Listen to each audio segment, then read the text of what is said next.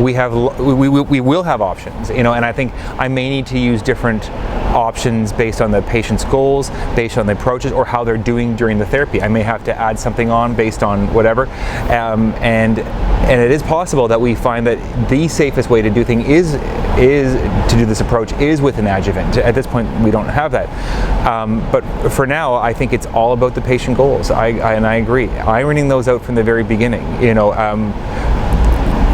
One of our patients said to me very early on when I started doing this, says, okay, so after the 6-month build-up phase where you kind of increase the dose, they said to me at the end, so we can get rid of the EpiPen now. And I realized that was their goal, and I hadn't discussed it with them. And I think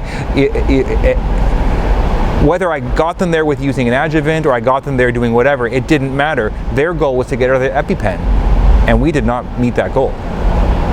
And all it would have taken was a simple discussion. So now we have completely structured our approach differently so that we do understand that. Once again, there's going to be lots of fancy ways to do this, but if I'm not meeting that family's goals, I may as well not use anything. I'm heading down the wrong path.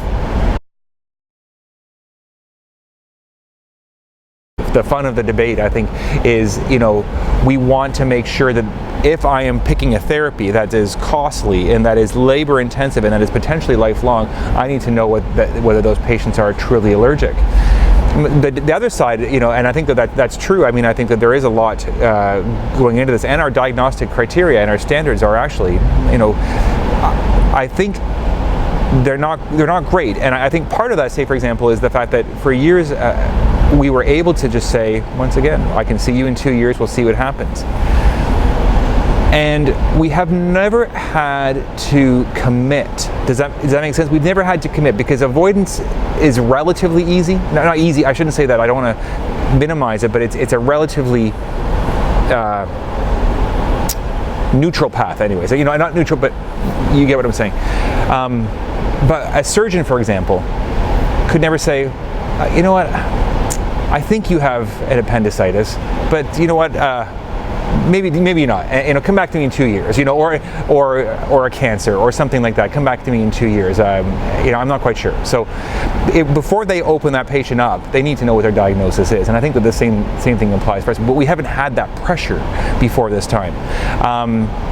But there's another side to it as well, and I think I was able to argue the con side last night, and saying that potentially oral food challenges aren't necessary for everybody. And I think we do have some diagnostic standards that aren't bad. There is an increase in risk of reaction when we're doing these oral challenges prior to doing immunotherapy.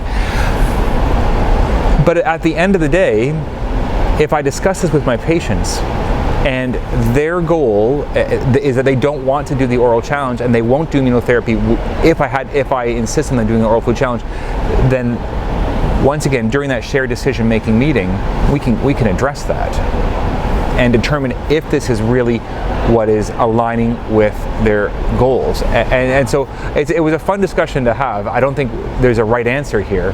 We certainly are inclined to do far more oral food challenges now that because of this. And we have some data to suggest, and this is kind of interesting data, that when you look at the number of kids that have been sent to us specifically for OIT, for peanut, under the age of 6, only 43% of them actually react. 57% of those kids did not need OIT, and all I had to do was do an oral food challenge, but once again, and I think we can counsel. I will counsel my families on that. I'll say, look, these are your odds, given this blood work, given the skin testing, given your history. You may actually not have to do this at all.